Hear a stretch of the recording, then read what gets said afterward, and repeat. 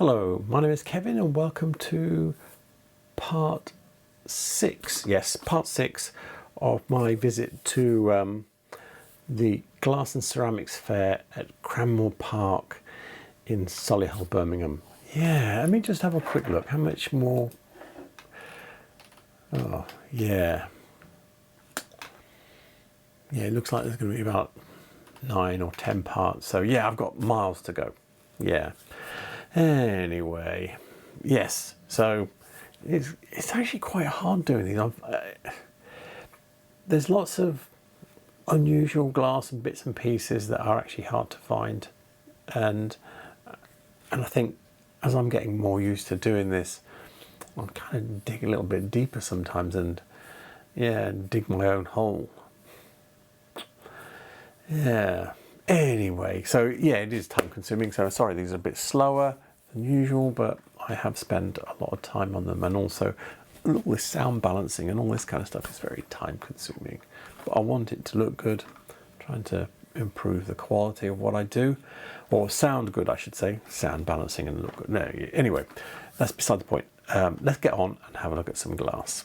Got here a John Walsh iridescent glass bowl. Let me zoom in a bit, look at that. That is really nice.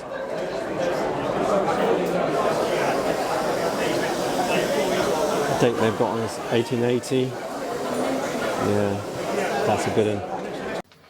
The book we're looking at is The Glass of John Walsh by Eric Reynolds. Now, there's two bowls here that are similar to the bowl that we're looking for as far as shape goes, but not quite exactly the same. Over the page there is this, which is the same iridescence, let's say, opalescence, whatever you want to call it, but this is it's like the bowl upside down, because this is actually a lampshade with a slightly different pattern. Now, there are some factory drawings in this book, and there's quite a lot of, I'll show you, in fact, let's see if I can find it quick. I think I can find it relatively quickly. It's this end of the factory drawing, it's somewhere around here, this end here, so it's only a few pages in. Yeah, this one and this one and this one, still not exactly the same. Now this bowl here is like it but with a frill, so I think this one's built to have a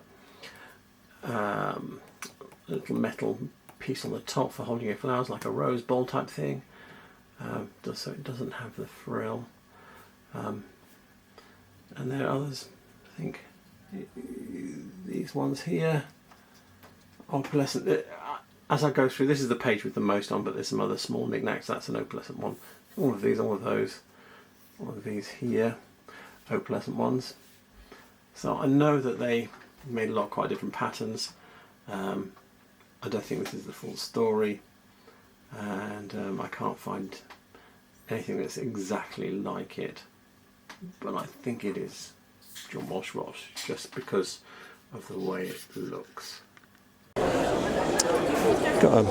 These are sometimes called Tutti Frutti, but it's a Byzantino bowl by Avem from Murano. You can see that it's got canes in it, it's squished out. Can you see there's canes? Some of them are like threaded canes and some of them are others. If it doesn't have canes, then it's like an unknown Murano maker, but if it does, then it counts as this Avem Byzantino. We're looking at the 20th Century Glass website, and yeah, so this is the closest bowl that I could find. It's a nice square one, and so it's an Avem Murano Zanfirico Byzantino Tutti Frutti green glass. So Tutti Frutti is a bit of a, I think it, as far as I know, it's a bit of a nickname. Commonly referred to by collectors as Tutti Frutti. Now, not all of them are Avem Byzantino. So Avem is the company, and Byzantino is the pattern. And if you look at it closely, just like the one we're looking at, you can see all the canes embedded in it. These were the multiple colour canes are a bit squished, over this side, but you can see the white twist ones. Yeah, so you can see those okay. If we go to another page, so this is the Avem section of this book here. Look, Italian Murano glass Avem. This section is Italian Murano glass, other Murano, and here we have something. Yeah, I know it's not square, it doesn't matter. You'll see bowls like this, and you'll see them like this, and they will be Avem Bizantino. But if you look at this one here, I'm going to click this picture here. There's no canes in it, is there? There's just these indistinct patterns. Sometimes they're different colours and more solid than this, but if you're not seeing any canes, either the sort of like multicoloured canes or the white cotton twist ones, then it's not Bizantino. It's another maker from Murano. The problem is nobody knows who it is. Yeah, so I think they were exporting these wares through third-party companies, so they were being made in Murano, but nobody's quite pinned down who made them, and it makes a difference. So just, I've said it before, I haven't said it for a long time, so I'll repeat this. Context makes a difference. So if you can say, this is the maker, this is the designer, this is the company it came from, etc., etc., this is the years, that adds value. And if you've got proof, like labels and stuff like that, that's even better. So anyway, I just thought I'd highlight the difference between the sort of like, there's Tutti Frutti, but there's the Avem Bizantino, which is more valuable, rarer, rather than the sort of like stock in trade exported stuff that they were making. The web wave vase.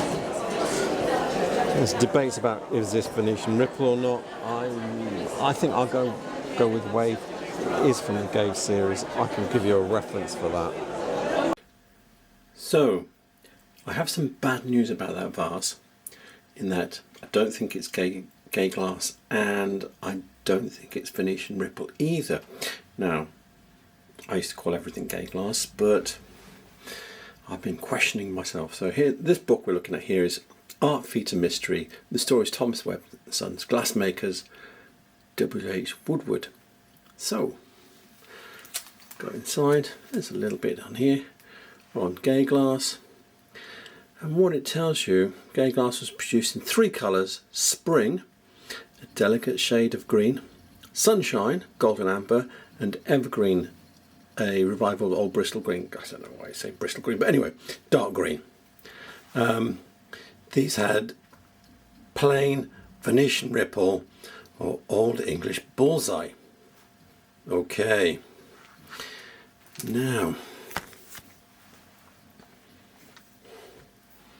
here we have an advert. So this book is 20th Century British Glass by Charles Hajdemach.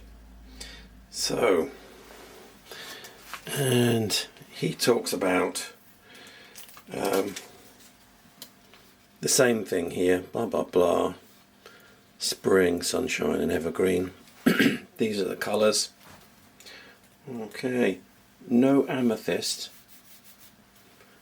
Okay, and the patterns are the same, with plain, which I think is this, bullseye, and ripple. You can see some optic moulding in some of this. I've actually got out my trusty magnifier thing on this bit here. You see? And it actually says the same there. 3 colours, these are the 3 colours, and it says the 3 patterns. Okay, I need to stop now and dig out another book. This book is British Glass 1800 to 1914 by Charles Hajdemach, and he's got some factory pictures from Webb, and the pattern that we're looking at is like this one here, and it's called Wave. Okay, so also if I go back to the other book, here he says Venetian ripple, known in the trade as heavy pillar mould. Okay, so There's no heavy pillar mould on here, but they do have pillar, and it's a vertical stripe type thing here. So it's this. It's a vertical pattern, and what we're looking at is this wave. So I don't think that vase is, one, it's the wrong colour because it's amethyst, two, the pattern is called wave, and three, yeah, it's actually, those are the two criteria, isn't it? It's got to either be a matching pattern shape. I think one of the shapes is like that. Can I find one? Actually, I was wrong there. No, none of these shapes are like that shape. So we don't have a matching shape either. So we don't have a matching shape, we don't have a matching colour, and we don't have a matching pattern. So it's not gay glass. Now, I used to say everything was gay. Everything that was like looked of that period for web was gay glass too. So yeah, I've fallen into that hole. It's only when you sort of like start really looking and going, is it, or what is actually it? Because I've seen a couple of people question it. So yeah, I'm questioning it now too. So I'm looking at the stand of a friend of mine, Nigel Benson, and yeah, he has some fantastic early Powell's glass. I will. Like, this is a piece of T.G. Jackson. It's got this is called Old Amber, this colour, and there's a poppy head one in Old Amber over there as well. Look at all of these. This is a rare one here. I've seen this in the books. I'll find that as well, I think. This book is Whitefriars Glass, James Powell and Son of London, by the Museum of London. And yeah, let me show you how obscure this reference is I'm going to show you. And it's for the bottle that we saw at the top that I like, with the handles on. And so this here is the notes, Harry Powell's notes from 1912. What am I saying? From 1912. And there's a little drawing on it. Oh, I've got the wrong way. It's this one here. There it is. Patent number 1085 is that little bottle. I have seen that other one somewhere, but I can't find it. So the sort of like Baltic bud with the zigzag pattern on it, I can't find that. I was really hoping. So the others are all kind of like, yeah, the standard stuff that you can find in some of the books and online and everything. But those two were really different, and I thought I'd show you at least one of them, which is this tiny little reference here. I did say I wasn't going to show you references, but I will, but I'll use my own website because it'll be quicker and easier than trying to plough through different pages in books. So on my website, if you go into manufacturers, scroll down to Whitefriars, and then if we go to tableware pre-1900,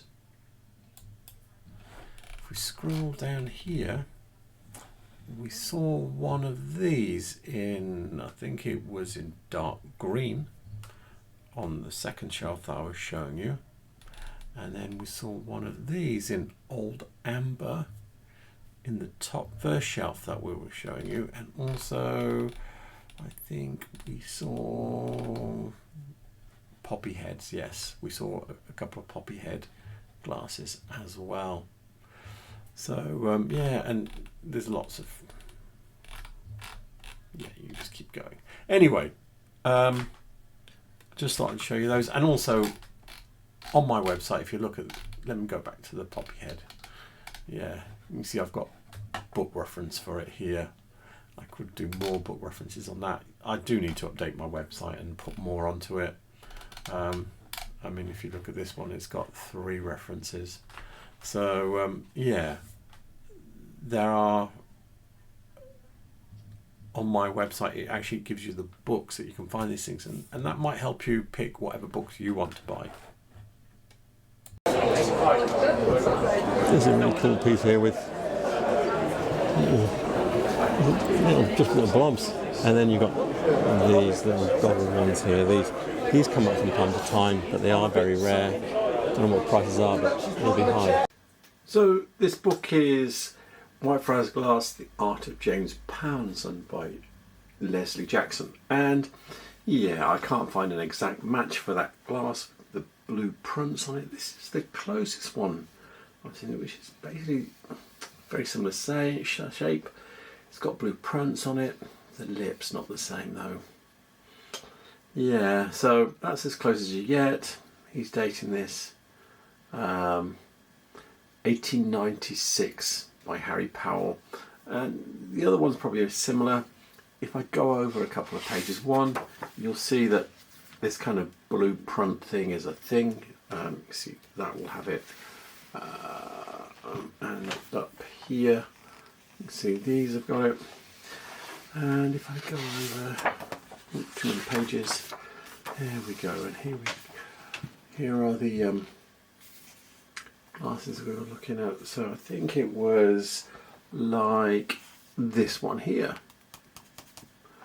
And the date he's got is 1905 to 1919 for this one. So I think it was actually this one. Looking at it again, yeah, it's this one here, but with a pale green colour, where it's clear here. Look at all this. This is, I think it's called blue opalescence, and then there's straw opalescence, the yellow ones. Look at them all. T.G. Jackson, recognise that. Yeah, some really nice bits and pieces here. And also the other bits I'm going to pick out here are these Roman cut ones. Look at them. Isn't that lovely? So I'm popping back to my website, and yeah, so I have this one here. So there's 2 colours. There's this, like this is straw opal because it's got this yellowish undertone, and if it's got blue undertone, it's called a blue opal. Yeah. So anyway, this is the one I have. One thing you should look out for on these kind of things, because there is some Venetian stuff that's very similar, and if it's made in the UK, you can just about see it through here. There, it has a polished pontil. So the UK stuff has polished pontil. The Venetian stuff also is soded glass, and this will ring nicely. So yeah, just for your awareness really, that there are other similar types of things to this that you might think are Whitefriars, but if they've got a broken pontil, they're definitely not. It doesn't mean that they are Whitefriars, but if they do have a broken pontil, they're definitely not. And still with my website, I have some of the Roman cut glass. So this, let me show you this one maybe. You can see it's got like little hexagon patterns. Now you wouldn't need to watch out, there are lots of different things. There's even decanters, so there's different shaped glasses and all sorts of, I think there's even jugs in this pattern, and some of them have, see this one's just hexagons, bands and hexagons. And then if I go back a page and we'll look at this one, it's got hexagons, it's got a band, hexagon, band, and then it's got little that you can hardly see because this is a small little round bit, so it doesn't have hexagons cut below the second band, and you'll see that on a lot of other glasses as well, so where sometimes it's got double layers of hexagons, and sometimes it's got like little circles, printies they're called, cut underneath. One thing I should be pointing out here is that you're seeing a lot of these things, okay, you've already seen some of the glasses with the gold leaf in the centres and everything.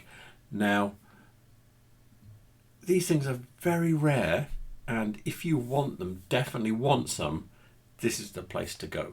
Okay, go to a glass fair, you'll see lots of glass dealers who have pulled rare glass things from all over the country and pooled it to one spot where you can then have a shop around. Obviously you're gonna have to pay for it, but the privilege is that you would actually have your choice of glasses. I think one of the other dealers had 3 of those glasses.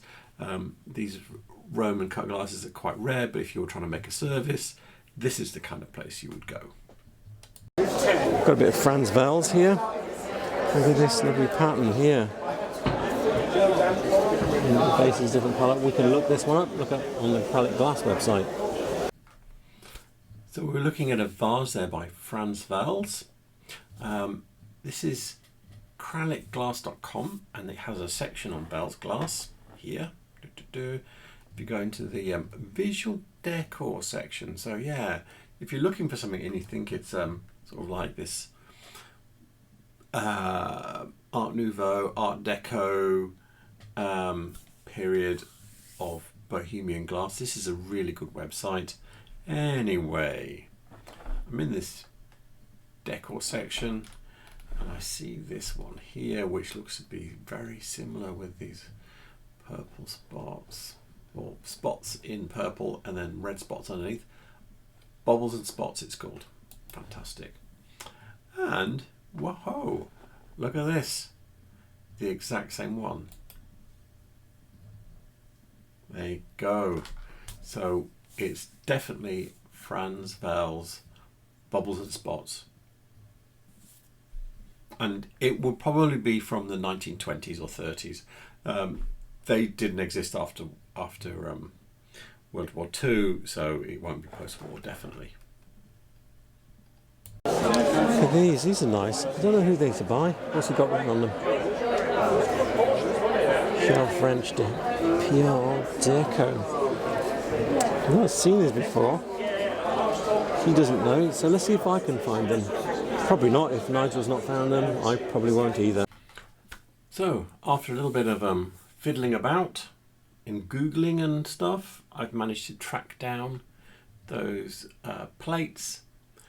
They're made by Sabino, and they're called Les Oursins. I'm not even sure what that translates to, but anyway. And also this one has even got a date, 25 to 26, 1925 to 26. This one's in amber, there's blue, and there's opalescent as well. And some of them are made as hanging lamps, but it's a different mould, obviously they're using there, because that looks bigger and etc, etc. But yeah, there's quite a lot of people saying it's Sabino Les Oursins, so I think we are fairly good with that. So I think that's it. Look at all these up here. They're all sort of like the Monart, Vazart school. I know that one's Monart, but I don't really know sort of like the colourways of the rest of them. I think that one's Vazart. So his look a bit nicer than some of the ones I've seen, so yeah, they would be. The website I'm looking at here is called Yazart Glass, and things are not going so great here. I've found it actually quite a difficult site to navigate. It's a bit funny down here. Some of the pages don't work. To get this page to work, I don't know if this is all the shapes, because there's one shape that I definitely know that's Monart that's not here. So yeah, and then if I go back to here, it says that they've ported it across to Scotland's glass. That's this site here, but and it says 2010, but don't tell me it's going to work now. It was bust anyway. I don't know, is it going to work? Is it going to actually do something? Oh, maybe. Anyway, oh gosh, it's blooming working. So it was giving me SQL errors earlier, so it's not. I mean, in fact, when I was trying to click on here to go here, is that going to work? No. There you go. So there is something wrong. Yeah, it's very difficult to navigate. I would say if you have a piece, I mean, you could use, I've had a look at 20th century glass. There is some Bazart glass here, and so you could pick up on shapes and stuff. And there's a little bit of Monart, there's not much. I would use this site and just play with it to try and get something to work. I think I've used it previously for Bazart glass. Did that work? Yeah. And you've got these patterns here and you can do this. So yeah, this bit works. The Monart bit doesn't work so well. So yeah, it's from 2006, and so it's really old school programming. Can you click on? No, you can't click on any of these. So on my website, you can click through on the pictures and make them bigger and stuff. And I use pictures as icons to click on. And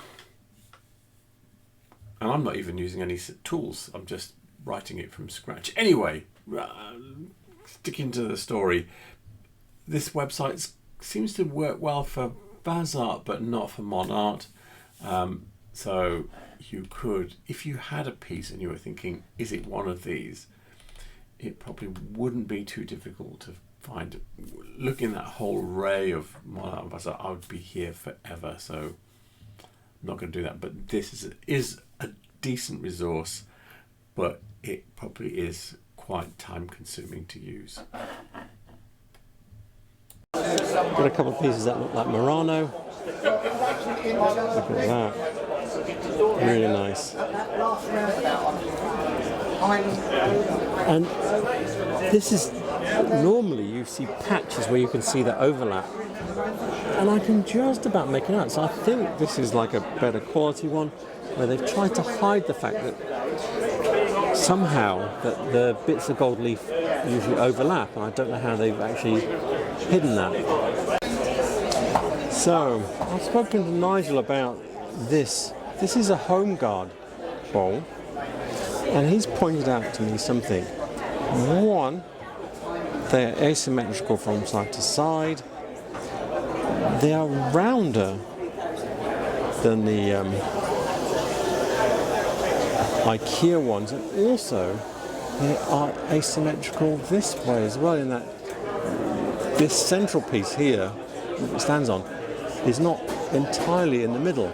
And I've noticed on the home guard ones already that they are completely symmetrical. So this is a learning thing, and I'll be able to pick those ones out a bit easier in future. So I thought I'd scout around in Google Images and show you, see if I can show you a bit more clearly what I was talking about.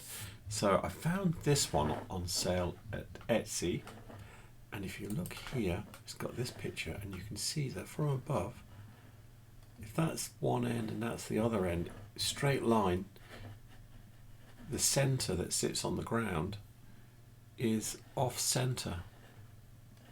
You can see it's asymmetrical, and it's also asymmetrical that way as well. This end's a little bit higher than this end. So anyway, that's one. Then I found this one on First Dibs, and if you look this end to this end, the center is in the middle, which means I think this one is not a home guard Zealandia bowl by Per Luken, as stated here. I think this is an IKEA one. So you can clearly see, you look at this one, back to this picture, do it again. Look at this one, and look at this one. And then if you actually scroll back and have a look at the one we were looking at, you can see different color, but it's kind of like this kind of shape. So yeah, anyway, there you go. Got some Whitefriars candlesticks up here. These are not very common. You don't see them around very often. Also, yeah, I've got these on my website, so yeah. These are the William Wilson variation on the original, so I'll be able to show you that. But this is interesting. I've not seen this before.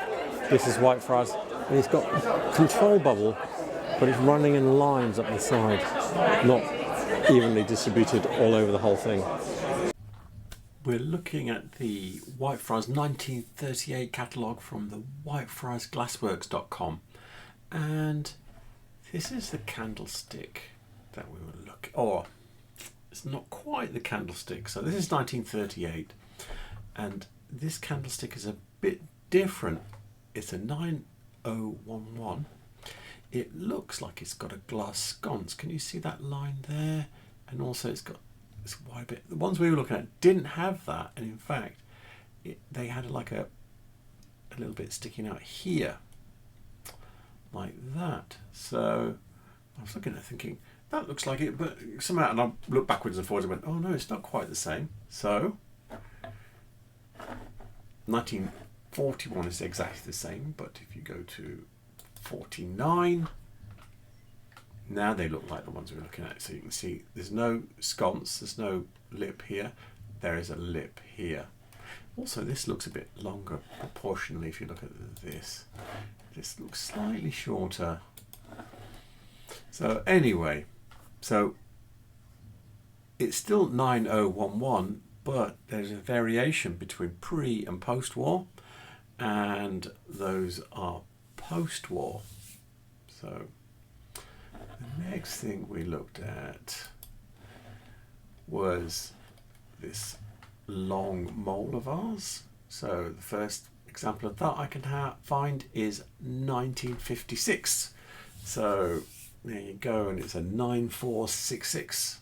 And it's 13 inches, which means, yeah, it's quite tall, and that was quite tall, so I'm quite happy with that. And then, yeah, so I've looked in a lot of places for this. I can't find an exact one like the one we were looking at. So this is the closest. This is 1957. The one we're looking at seemed to go in a little bit more and come out here. So I don't know. I have seen it before. I'm sure that it's Whitefriars, or listed as Whitefriars. I've even been through the factory photos that I've got for 1957, and it's not there, which implies that it might be either side of that. I don't know. There are no control bubble vases, I think, before the war, so it's post-war. I can't quite pin it down. Yeah, I think it is Whitefriars, but I can't actually pin it down in any of the catalogues. So I hope you enjoyed that. Yes, it does look like there's going to be at least 3 more parts. So this is going to be coming for a while, and there's lots of nice glass. In a couple of parts, I'm afraid, yeah, the camera does that weird thing that it did at the beginning where everything tilts into vertical. I still don't know why it did that. But anyway, with that said, all the references I use will be in the description below. All of the, what else? All of the contact details I have for Premier Fairs, who run this fair, will be in the description below. Please remember to like and subscribe because it really helps my channel. Thank you for watching, and have a good night. Good night.